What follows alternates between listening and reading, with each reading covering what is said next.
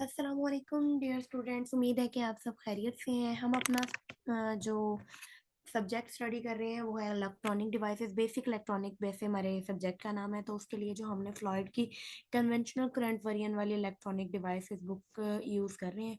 इसका हम लोग चैप्टर 1 स्टडी कर चुके हैं। जो उसमें कोर्स आउटलाइन में जो जो जो टॉपिक्स हमारे इंक्लूड थे वो सब हम स्टडी कर चुके हैं। ठीक है, आज हमने जो स्टडी करना है वो है इसका chapter number 2, diodes and applications को स्टडी करना स्टार्ट करना है।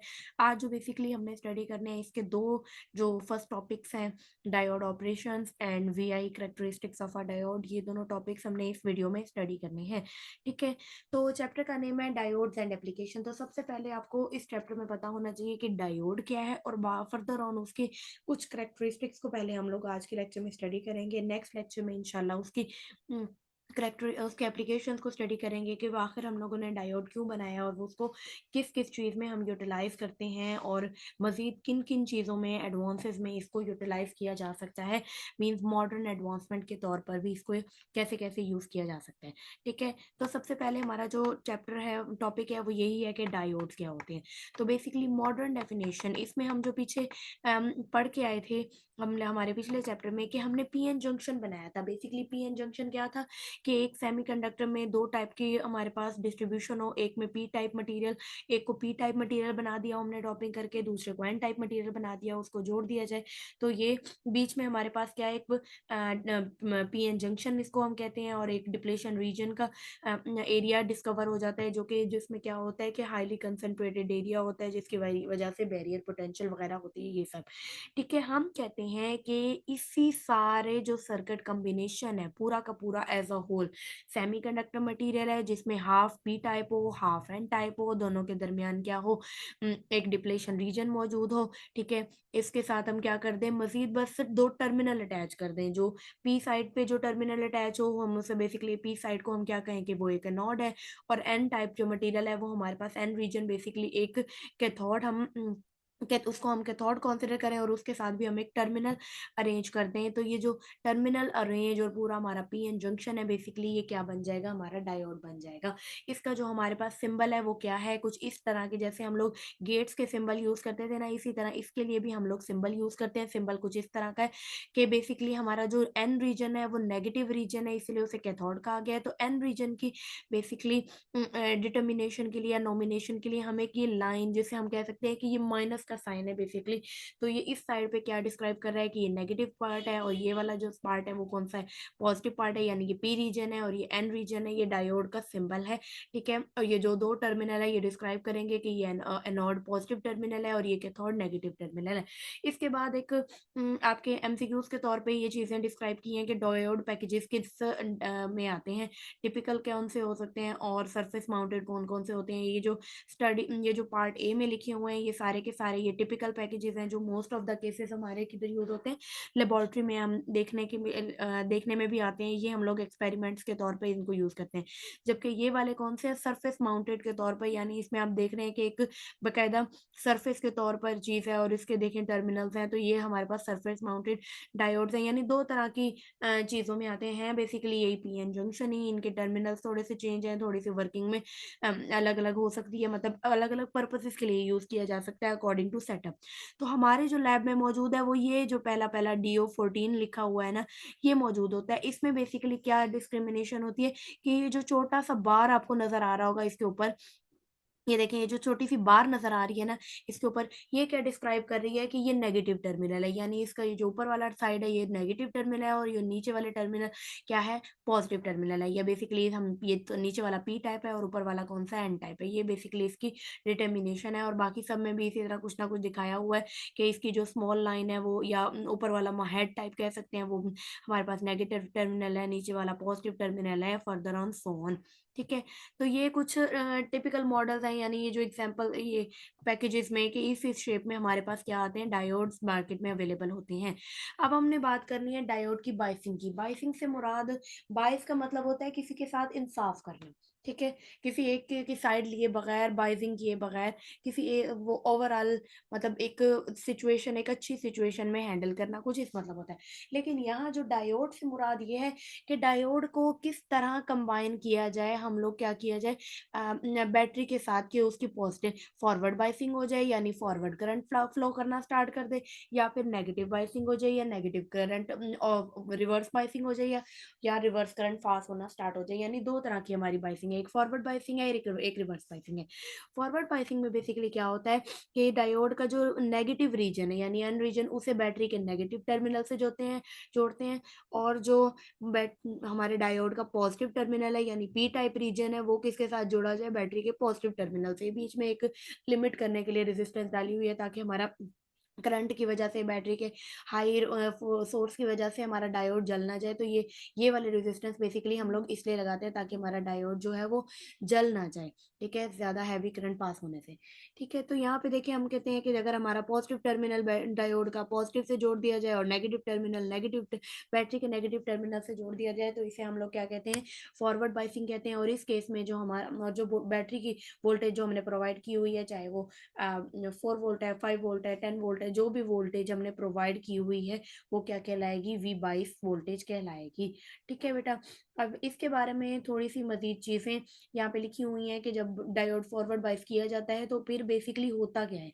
तो यहाँ से हम लोग इसकी डायग्राम से बेसिकली समझने की कोशिश करेंगे कि होता क्या है।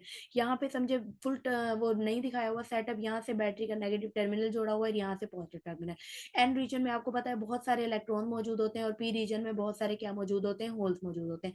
असल में जब इस तरह कंडीशन अप्लाई करते हैं, तो इसमें क्या होता है कि यहाँ पे नेगेटिव टर्मिनल बैटरी का जोड़ने की वजह से क्या होती है, नेगेटिव इलेक्ट्रॉन्स पंप होते हैं, जिसकी वजह से ये मजीद जो पहले वेले मिले हुए, या हम ये कह सकते हैं कि जो बैटरी है वो इतनी ज़्यादा excess amount of energy electron को प्रोवाइड करने में कामयाब हो जाती है कि इलेक्ट्रॉन डिप्लेशन रीजन को पार करके क्या हो जाते हैं, पी रीजन में जंप कर जाते हैं, और वहाँ हमारे पास होल्स के साथ रिंग कंबाइन होते होते क्या होते जाते हैं कि पॉजिटिव टर्मिनल की तरफ फ्लो करना स्टार्ट हो जाते हैं। यानी यहाँ से बेसिकली इलेक्ट्रॉन्स को पुश मिलता है, या हाई अमाउंट ऑफ एनर्जी मिलती है, जिसकी वजह से इलेक्ट्रॉन डिप्लेशन रीजन को की बाउंड्री को पार कर लेते हैं। इतना एक्सेस अमाउंट 0.7 वोल्ट अगर जो बैरियर पोटेंशियल था, उसको क्या करने लग जाते हैं, उसको पास आउट हो उससे वो होके मूव करके उससे, तो क्या कर जाना शुरू कर देते हैं, होल्स के साथ रिकम्बाइन हो जाते हैं। रिकम्बाइन होने के बाद क्या होता है, मजीद आगे जाते जाते ओवरऑल बैटरी के पॉजिटिव टर्मिनल तक पहुंच जाते हैं, होल्स के ऊपर जंप करते करते, जैसे हमने बताया था। तो हम कहते हैं एक large amount of electronic current flow होता है इस केस में। ठीक है, तो ये बेसिकली यही बातें इंग्लिश में लिखी हुई हैं जो मैंने आपको बता दी हैं कि इस तरह की कंडीशन बनती है। ठीक है, उसके बाद उन्होंने क्या हुआ है, बोला हुआ है कि एक और पॉइंट बनाया हुआ है कि अब बाइसिंग, फॉरवर्ड बाइसिंग ये जो हमने की है, इससे जो हमारा डिप्लेशन रीजन है उस पर क्या इफेक्ट पड़ेगा।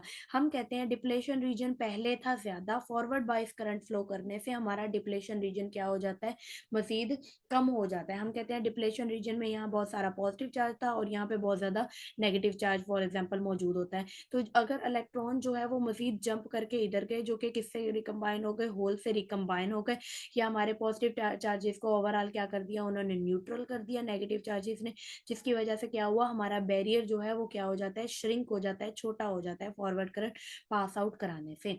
ठीक है, तो बेसिकली यही आपने लिखना है कि हमारा बैरियर जो डिप्लेशन रीजन है वो क्या होता है, श्रिंक हो जाता है हमारा, किस वजह से, फॉरवर्ड करंट पास आउट कराने से।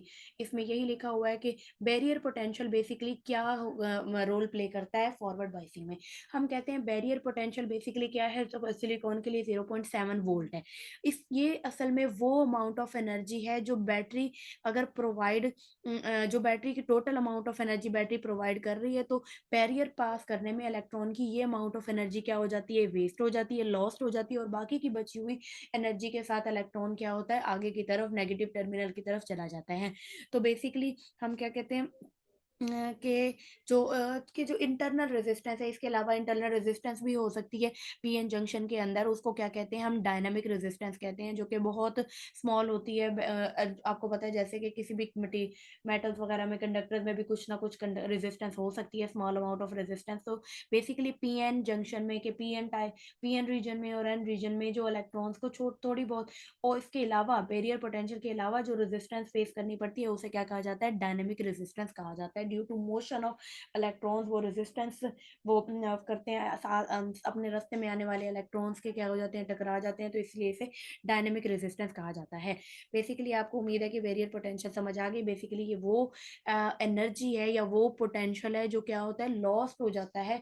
या हम कहते हैं फॉर एग्जांपल हमने बैटरी स्टार्ट की, बैटरी 0 पोटेंशियल से 0.7 पोटेंशियल तक जब आई ना, तब चाहे हमारे पास 0 से हमने ऐसी वेरिएबल बैटरी जिसकी हम वोल्टेज चेंज कर सकते थे, हमने 0 से लेके 0.7 वोल्टेज तक जब किया, तो हमारा क्या हुआ, सारे के सारे इलेक्ट्रॉन्स की एनर्जी जस्ट डिप्लेशन रीजन को कवर अप करने में वेस्ट होती गई। डिप्लेशन रीजन में वो 0.7 वोल्ट तक जो इलेक्ट्रॉन ने एनर्जी पकड़ी भी वो क्या होती गई, वेस्ट होती गई, और एक small amount of negligible amount of current, यानी ऐसे इलेक्ट्रॉन का करंट जिनकी वाकई एनर्जी 0.7 वोल्ट से ज्यादा थी, वो सिर्फ अकर हो। लेकिन जैसे ही हम जो पोटेंशियल बढ़ाते हैं, तो पोटेंशियल जब 0.7 वोल्ट से सिर्फ एक पॉइंट ही ऊपर जाता है, हल्का सा पॉइंट ही ऊपर जाता है, 0.1 पॉइंट ही ऊपर जाता है, तो क्या होता है, एक लार्ज अमाउंट ऑफ करंट क्या होना शुरू हो जाता है, फ्लो करना शुरू होता है, जिसके बाद जिसका मतलब ये है कि बहुत सारे इलेक्ट्रॉन्स को एक्सेस अमाउंट ऑफ एनर्जी मिल जाती है, जिससे क्या वो डिप्लेशन रीजन को पास आउट करके बैटरी के दूसरे टर्मिनल तक पहुंच जाते हैं। ठीक है, पी रीजन को क्रॉस करते हुए। अच्छा, अब उसके बाद इसी वजह से हमारा क्या होता है, हम कहते हैं कि हमारा वेरियर पोटेंशियल भी है वो क्या हो जाता है, श्रिंक हो जाता है फॉरवर्ड बाइसिंग में। अच्छा, इसके बाद हम दोबारा दूसरी टाइप है रिवर्स बाइसिंग। इसमें हम उल्टा होगा, ज़ाहिर है, मैं नेगेटिव टर्मिनल को बैटरी के पॉजिटिव टर्मिनल से जोड़ दिया, और पॉजिटिव टर्मिनल को बैटरी के नेगेटिव टर्मिनल से जोड़ दिया। एक लिमिटिंग रेजिस्टेंस हमने जरूर लगाई हुई है, क्या वजह है कि हमारा डायोड जल ना जाए, उसकी सेफ्टी के लिए बेसिकली हमने लिमिटिंग रेजिस्टेंस लगाई हुई है। तो इस केस में भी हमारा जो वोल्टेज जो हम अप्लाई किया होगा उसे वी बाई सी कहेंगे, यानी हमने एक नाम रखा हुआ उसका। फॉरवर्ड और रिवर्स के लिहाज से कोई स्पेसिफिक वैल्यू नहीं है, बस हमने नाम रखा हुआ है कि ये जो वोल्टेज हम प्रोवाइड कर रहे हैं ये वी बाईस कहलाएगा, ताकि हम बाद में क्या कर सकें, इसका ग्राफ प्लॉट कर सकें, कुछ ऐसी चीजें। अब इसमें बेसिकली क्या होता है कि जो इनको आपने आपको ये एक डायग्राम के पॉइंट ऑफ व्यू से समझाया गया, इस पूरी बुक में डायग्राम सबसे मेन काम कर रही है, और डायग्राम को ही आपने बनाना है अपने आंसर में, और फिर उसके अकॉर्डिंग इंग्लिश में बातें लिख देनी है। चाहे आप ये सेम टू सेम कॉपी करें याद करके, या आप अपने अल्फाज में आप वो बातों को एक्सप्लेन करें। तो डायग्राम बेसिकली क्या कर रही है, जब इस साइड से पॉजिटिव टर्मिनल है बैटरी का, इस साइड से नेगेटिव टर्मिनल है, तो एन टाइप रीजन में बहुत सारे इलेक्ट्रॉन मौजूद थे। इलेक्ट्रॉन्स को क्या किया, हम हमारी जो बैटरी थी उसने क्या कर लिया, अट्रैक्ट कर लिया, और इस साइड से बैटरी के नेगेटिव टर्मिनल से इलेक्ट्रॉन्स निकल कर क्या हुआ, होल को उन्होंने फिलअप कर दिया, जिसकी वजह से हमारा क्या हुआ, यहाँ पे इलेक्ट्रॉन्स के निकल जाने की वजह से क्या हुआ, पॉजिटिव चार्जेस बच गए। ये क्या बन गया, डिप्लेशन रीजन की जो ओवरऑल विड्थ थी वो क्या हो गई, इंक्रीज हो गई। इलेक्ट्रॉन के जाने से ओवरऑल एन रीजन में क्या हो गया, पॉजिटिव चार्ज की ज्यादा ज्यादती होगी। पहले तो ये जो एन रीजन है ओवरऑल हम क्या कहते हैं, न्यूट्रल रीजन है ना, यहाँ पे इलेक्ट्रॉन्स मौजूद हैं, तो इलेक्ट्रॉन्स बेसिकली वही उन्हीं एटम्स के मौजूद हैं जिनके पास हमारे पास क्या है, जिनके पास उतने नंबर ऑफ प्रोटॉन्स मौजूद हैं, यानी इलेक्ट्रॉन्स और number of protons overall equality में। लेकिन जब इलेक्ट्रॉन्स कम हो गई या इस रीजन से एक्सट्रैक्ट कर लिए गए मेजॉरिटी चार्ज कैरियर, तो क्या हो जाएगा, बाकी के बचा हुआ एटम पे ओवरऑल पॉजिटिव चार्ज आ गया। तो बेसिकली इसी तरह होल्स को जब रीफिल कर लिया इलेक्ट्रॉन्स ने, तो एक्सेस नेगेटिव चार्ज हो गया, तो इसकी वजह से हमारा क्या हुआ, डिप्लेशन रीजन का ओवरऑल क्या हो गई, विथ इंक्रीज हो जाती है। बेसिकली यही बातें आपके पास यहाँ इंग्लिश में लिखी हुई है कि मेजॉरिटी चार्ज कैरियर्स जो होते हैं वो खत्म हो जाती हैं, और माइनॉरिटी चार्ज कैरियर्स कुछ ना कुछ बच जाते हैं। रिवर्स करंट बेसिकली हम क्या कहते हैं कि कितना, एक small amount of reverse current वो लीक जिसे हम कहते हैं लीकेज करंट, बेसिकली वो क्या हो रहा होता है, पास हो रहा होता है। मीन्स ऐसे एटम्स जो फिर भी जो है हमारी डिप्लेशन रीजन में माइनॉरिटी कैरियर्स की वजह से, क्योंकि पी रीजन में हमारे पास इलेक्ट्रॉन बिल्कुल ना होने के बराबर होते हैं, तो यहाँ से माइनॉरिटी कैरियर्स हैं, और यहाँ पे हमारे पास एन रीजन में होल्स बिल्कुल ना होने के बराबर मौजूद है, तो ये है होल्स इधर ट्रांसफर हो रहे होते हैं। कुछ इस तरह की कंडीशन, हम कहते हैं माइनॉरिटी कैरियर्स की वजह से कुछ ना कुछ हमारा करंट फ्लो हो रहा होता है, जिसे हम लीकेज करंट कहते हैं। अगर हम बैटरी की पोटेंशियल बढ़ाते जाएं एक खास लिमिट तक, जिसे हम लोग क्या कहते हैं, एक खास लिमिट जिसे हम लोग ब्रेक डाउन वोल्टेज कहेंगे, अगर इतना ज्यादा वोल्टेज बढ़ाते जाए, तो एक ऐसा टाइम आएगा कि हमारा जो ओवरऑल कंडक्टर या जो हमारा डायोड है, सॉरी, वो क्या होता जाएगा, उसका बर्न होने का खतरा आ जाएगा, इतनी लार्ज अमाउंट में एनर्जी मिलती जाएगी। और उसमें क्या होगा, बेसिकली बैटरी कुछ इलेक्ट्रॉन्स को इतना चार्ज देने, इतना एनर्जी देने में कामयाब हो जाएगी कि वो इलेक्ट्रॉन्स जो हैं वो उसमें से पास होने के बजाय कि वो जो मतलब उसमें से किसी भी रिकम्बाइन होने की बजाय, होल के साथ रिकम्बाइन होने की बजाय, बल्कि क्या करेंगे, मौजूदा एटम जो उसके रास्ते में आते हैं उसमें से इलेक्ट्रॉन्स को, वैलेंस शेल इलेक्ट्रॉन्स को नॉकआउट करना स्टार्ट कर देंगे। अगर एक इलेक्ट्रॉन भी मजीद दो एटम्स के, अपने रास्ते में आने वाले दो एटम्स के इलेक्ट्रॉन्स को, वैलेंस शेल इलेक्ट्रॉन्स को नॉकआउट कर देगा, तो वो अगले मजीद चार दो मिलके मजीद चार को करेंगे। इस तरह क्या हो जाएगा, एक रिवर्स करंट हैवी अमाउंट में फ्लो होना स्टार्ट हो जाएगा। वो किस वजह से होगा, क्योंकि कुछ इलेक्ट्रॉन, स्टार्टिंग वाले कुछ इलेक्ट्रॉन्स को बहुत हाई पोटेंशियल बेड में बैटरी से पोटेंशियल अप्लाई कर दिया, जिसके नतीजे में एक ड्रास्टिकली अमाउंट में करंट पास होगा। और ये जो मल्टीप्लीकेशन होगी कंडक्शन इलेक्ट्रॉन्स की, एक के नॉकआउट करने से दो निकलना, अगले दो उसके दो से मजीद चार निकलना, तो ये क्या कहलाता है, एवलॉन्च इफेक्ट कहलाता है। हमारे रिवर्स बाइसिंग में बेसिकली होता है। ये एमसीक्यूज के तौर पे भी याद करना है कि एवलॉन्च इफेक्ट रिवर्स बाइसिंग में होता है और रिवर्स करंट के फ्लो करने की वजह से होता है। ठीक है, ये हमारा जो टॉपिक वन था वो यहाँ कंप्लीट हो गया, जिसमें हमने क्या पढ़ा, रिवर्स बाइसिंग कैसे करते हैं, फिर उसके बाद वो उसके डिप्लेशन रीजन पे क्या इफेक्ट पड़ता है, और इसमें करंट कितना फ्लो होता है, करंट की क्या वैल्यू होती है, इसके अलावा बैरियर पोटेंशियल वगैरह की हमने बातें की हैं। ठीक है, अब यहाँ पे हम लोग क्या डिस्क्राइब करने लगे हैं कि वोल्टेज करंट करेक्टरिस्टिक डायोड के डिस्क्राइब करने लगे हैं। बेसिकली ये हम किससे डिस्क्राइब करेंगे, इनकी यही जो हमने वैल्यूज वी बाइस और करंट की वैल्यूज ली, इनको हम क्या करेंगे, बेसिकली ग्राफ प्लॉट करेंगे। ग्राफ बेसिकली हमें डिस्क्राइब करेगा कि कि हमारे पास क्या इफेक्ट आ रहा है। मैंने आपको जैसे पहले बताया कि हमारे पास ये है ऊपर वाला पॉजिटिव, जिसे हम कंसिडर कर रहे हैं, ये हमारा फॉरवर्ड बाइस करंट। फॉरवर्ड बाइस करंट क्या, कौन से वाला होता है, जिसमें पॉजिटिव टर्मिनल बैटरी के पॉजिटिव टर्मिनल से लगा दिया, नेगेटिव टर्मिनल बैटरी के नेगेटिव टर्मिनल से लगा दिया, इसलिए हम इसे ऊपर फॉरवर्ड करंट के तौर पर शो करते हैं, इसको स्ट्रेट लाइन अपवर्ड वाली।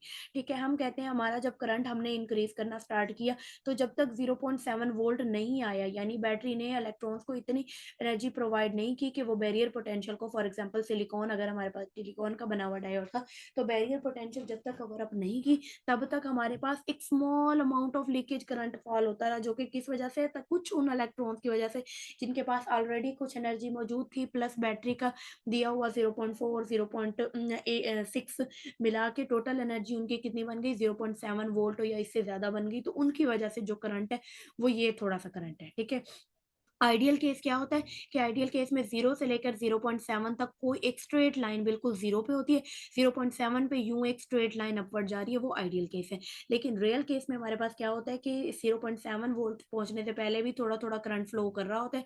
जैसे वोल्टेज बढ़ाते जा रहे हैं, देखिए वाई एक्सिस पे हमारे पास करंट है, जैसे ही वोल्टेज हमारे 0.7 वोल्ट से थोड़ा सा ऊपर होते हैं, तो एक लार्ज अमाउंट ऑफ करंट हमारे पास क्या होना शुरू होता है।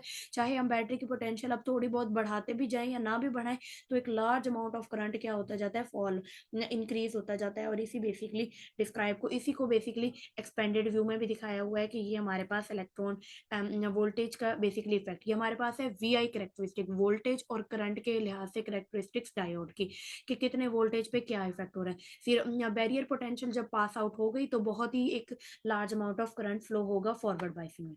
ठीक है, इसी तरह अब अगर हम दूसरा देख लें रिवर्स बाइसिंग में, और इसमें डायनेमिक रेजिस्टेंस की बात की हुई है। डायनेमिक रेजिस्टेंस बेसिकली किस वजह से है, पी और एन रीजन में इलेक्ट्रॉन्स जो है वो मूविंग इलेक्ट्रॉन्स की एटम के साथ, एटम्स की वजह से, उसमें मौजूद जो ऑलरेडी मौजूदा एटम थे वो उसके रास्ते में आने की वजह से जो इलेक्ट्रॉन की मोशन में इफेक्ट पड़ता है, करंट के फ्लो में रुकावट पैदा होती है, उसे डायनेमिक रेजिस्टेंस बेसिकली कहा जाता है।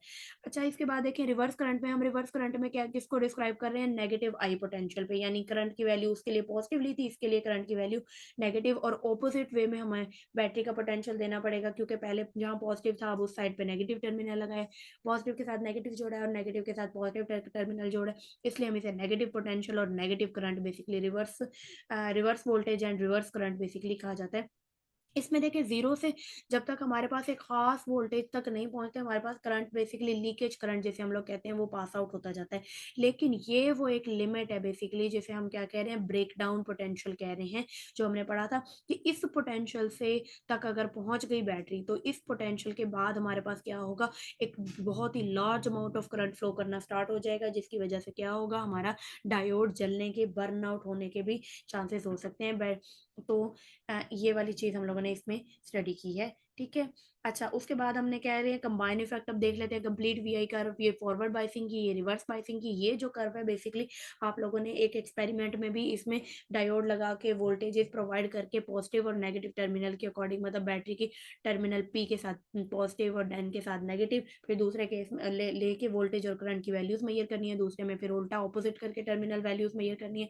और आपने जो वैल्यूज मेजर करवाते हैं ना, वो हम कोशिश करते हैं ब्रेक डाउन पोटेंशियल से पहले वाली वैल्यूज ही बस मेजर करवाएं, 0.00 वैल्यूज जहाँ पे आ रही है, क्योंकि हम डायोड को अपना जलाना नहीं चाहते। बेसिकली ये जो हमारे पास ये जो रेंज आ रही है ना, ये current flow, reverse current drastic amount में जब भी फ्लो हो रहा है, तब जब हमारे पास एक हाई पोटेंशियल आ रही है, और वो हाई पोटेंशियल जो कि डायोड को बर्न कर सकती है, वो हम अप्लाई नहीं करने देते। ठीक है, हम कोशिश यही करते हैं कि हम लोग ज्यादातर फॉरवर्ड बाइसिंग पे फोकस करें।